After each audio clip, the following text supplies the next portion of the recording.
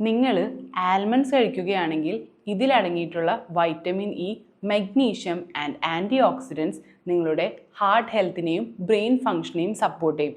അതോടൊപ്പം നിങ്ങളുടെ skin glow ആക്കാനും സഹായിക്കും.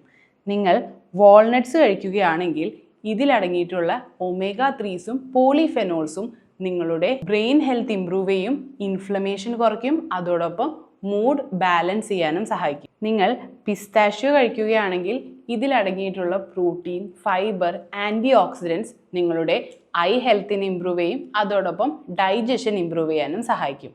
ഇനി നിങ്ങൾ ബ്രസീൽ നട്ട്സ് കഴിക്കുകയാണെങ്കിൽ ഇതിലടങ്ങിയിട്ടുള്ള സെലീനിയം നിങ്ങളുടെ തൈറോയ്ഡ് ഫങ്ഷനെയും ഇമ്മ്യൂണിറ്റിയും ബൂസ്റ്റ് ചെയ്യാൻ സഹായിക്കും.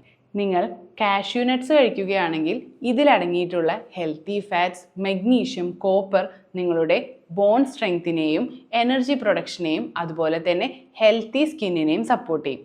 ഇനി ഈ നട്ട്സൊക്കെ എത്ര ക്വാണ്ടിറ്റി വെച്ചാണ് കഴിക്കേണ്ടത്, അതുപോലെ തന്നെ ആരൊക്കെ കഴിക്കാൻ പാടില്ല എന്നറിയാൻ comment quantity I will DM you. And for such healthy informative videos, follow NAPFIT.